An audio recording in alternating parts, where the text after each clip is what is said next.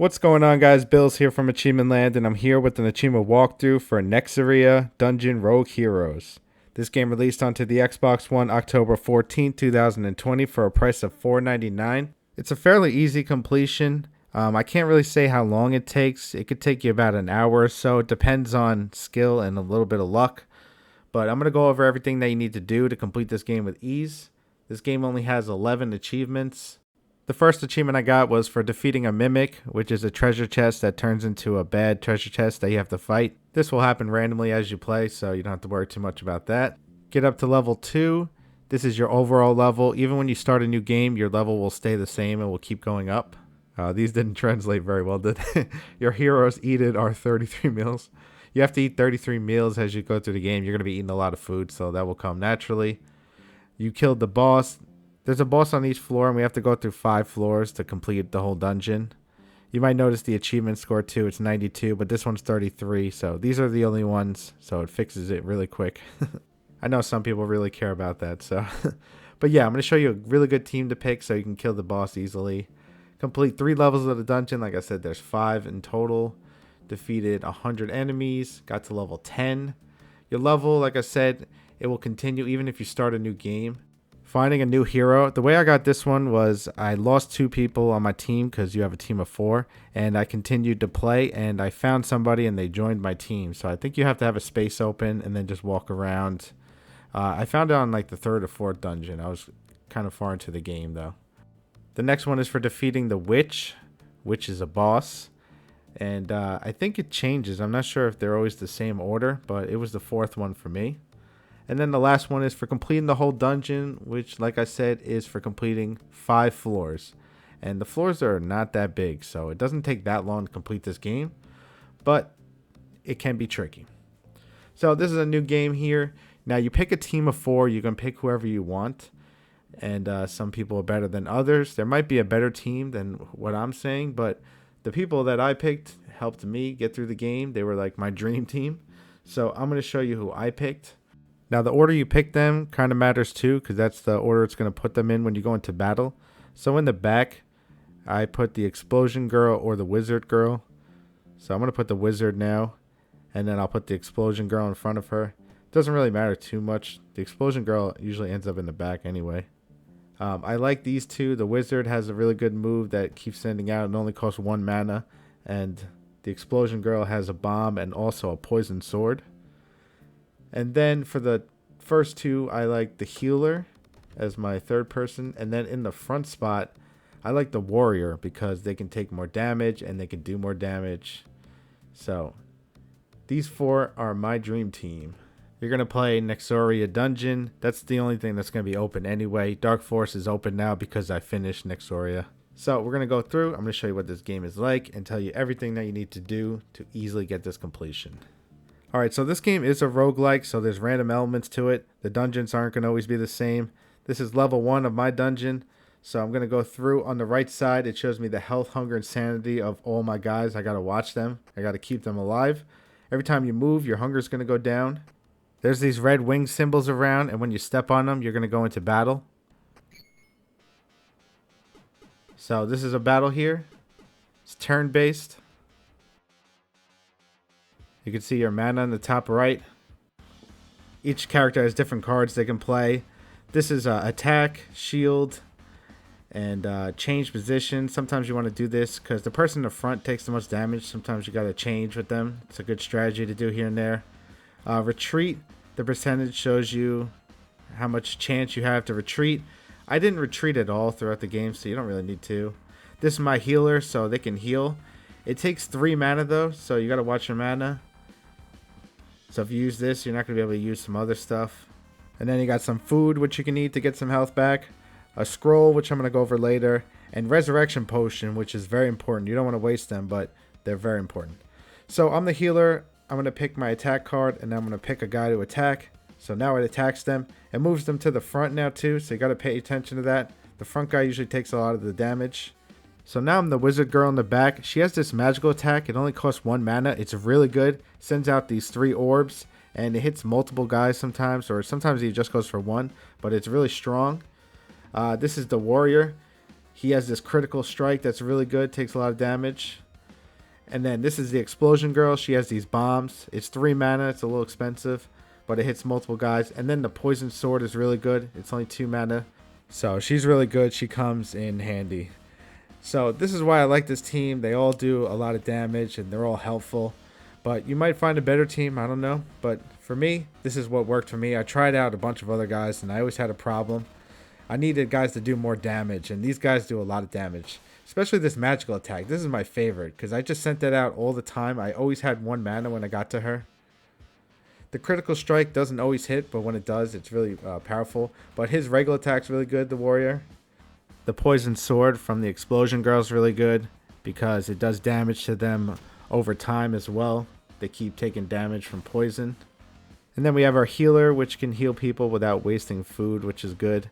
And sometimes they randomly heal the person in front of them, so you want to put people in front of them and let them heal them up. But also you want to try to keep people with more health in the front so they can protect the other guys. If somebody has low health, make sure you change them out of the front spot. After you finish the battle, you'll get some experience. Your guys will level up. If they level up, they'll get their health back. You'll find random items as you move around too. I just got a burger. So that's good. We need some food. If you hit the view button, you can open your inventory. You can see all the food I have in here. And like I said, you want to feed your guys. You want to always get rid of mysterious apples and bananas. They take away your health, so make sure you get rid of them. The scrolls you can delete and they'll give you knowledge. You can use the knowledge to identify another scroll and you can get some items. Most of the time, I just deleted a lot of the scrolls because I like to have the knowledge points. They come in handy. But you can try to get some items. I didn't really use that many items. I like to have knowledge points more because sometimes random events happen. And if you have knowledge points, you can get out of them safely without anybody dying. And also you can get some better stuff. Always watch your levels and always watch this meter here. This is for your resting. If that meter goes low, you have to rest and bring it back up. You can't rest when your hunger's low or else you'll lose health. So be careful of that. Over here to the right is a chest. Always try to open the chest. Don't hit the chest. If you hit the chest, there's a higher chance of opening it, but you'll get less loot. Try to open the chest. You'll get more loot if you do open it. Sometimes you might fight a mimic. There's exclamation marks. Always stay and study it. You might get knowledge points or some other stuff might happen. Usually good things happen, so it's not that bad. And then you might run into the boss. This is a short level here. You can fight the boss or you can come back if you want to go back and fight other battles first and level up more. But I'm just going to fight them now just to show you what it's like. You can see all my guys' hunger's low, so I'm going to feed them. Now, the best thing to feed them when they're very low is like steak and the cheeseburgers. That fills it up a lot. Some of them just fill it up a little bit. So they're on 0, so I'm going to give them the bigger meals. Give them the chicken leg. This one's good too. Now, it just brought all their hunger up more, their sanity up more, and their health. So they're good to go. Now, if you press Y, you can rest. Now, you can see it goes down, but their sanity goes up. And you press Y to stop resting after. Always make sure you watch the meters, because you can die if you do it wrong. So this is the first boss for me on the first floor of the dungeon. It could be different for you, because it's roguelike and random. He just did a lot of damage to my warrior, so I'm going to put somebody ahead of him, so he hopefully doesn't take any more damage, and I'm going to heal him when I can.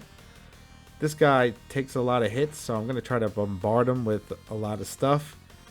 A lot of magical shots, a lot of bombs, critical strikes that didn't work. I'm the healer. Always heal the first guy first, because like I said, they're the ones that take the damage most of the time. I feel like this team just works really good with each other, because they all do a lot of damage, and the healer can keep healing without relying on food, which can run out. And the mana didn't really run out. I always had like enough for the moves, especially because the magic shot only cost 1 and the attacks cost 0, so you can just keep doing those over and over again and send out mana shots, send out bombs once in a while when you can, when you build up some mana. The bombs are really good against him and against most of the bosses because it lights them on fire as well. He's going to get bombarded right now. Oh, yeah. I just did a lot of damage to him. Alright, so I had one of my guys die. So I'm going to use the resurrection and bring them back. It's kind of lame I had to waste it so early. You want to save them for later on, but it's not the end of the world since I had 2 of them, and I should get another one on the next floor. You get at least 1 on every floor. The main objective is to beat this boss and get to the next floor with having all 4 of our guys alive. Once you finally do finish the boss, we're going to finish this floor and we're going to go to the next one. And the thing that's cool is you can save in between floors. So after you kill the boss, you want to go to the second option, go downstairs, save game, and quit. That's going to save the game and it's going to bring you back to the main menu. But we want to have a save every time because things can go wrong on the floor and then you can quit out and you could start at the beginning of the floor. So we're going to be on the second floor now and we have that save. So as you go through this, if something goes wrong, you can just quit out and you'll be back at the beginning of the floor. And that's what you could do on each floor until you beat the 5th floor and beat this game. Now this star thing is where you can buy items. You want to always buy the resurrection potion. You want to stock up on these. Later on in the game on the 5th floor, you can buy the potion of heal. It gives you like 3 of them or 4 of them. So it's good to have that for the last boss. So keep that in mind and try to stock up on them as well. And I don't know what grace is, to be honest. Also, that's why I said to try to get rid of the scrolls because you can run out of space.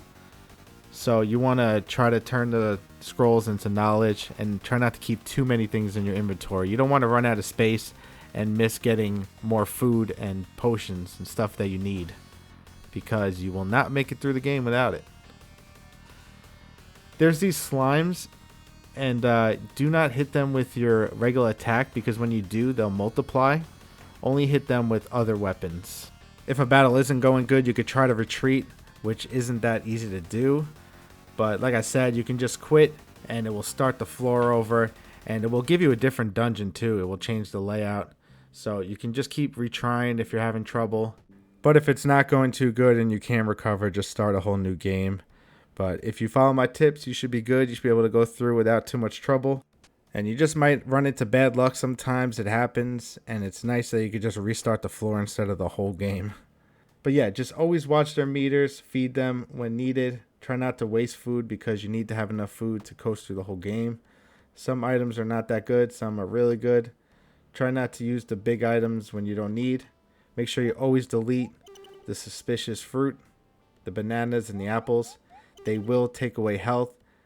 I had them even crash my game sometimes. Make sure you're on top of the mystery scrolls. You're deleting them or identifying them. They will start to take over your inventory if you don't watch them. And make sure you rest when needed. Always watch that number at the bottom right. You don't want it to go down to 0. It's at 26 right now. It constantly goes down. But yeah, that's pretty much it. You guys should be able to easily get through this game with my tips and using my dream team. If you guys find a better team, let me know in the comments below. But yeah, I did like this game. It's only $5 and it's also Xbox Play Anywhere, which is cool. But that's going to be it, guys. Thanks so much for watching. I hope you enjoyed this video. Leave a like if you did, and I'll catch you next time here at AchievementLand.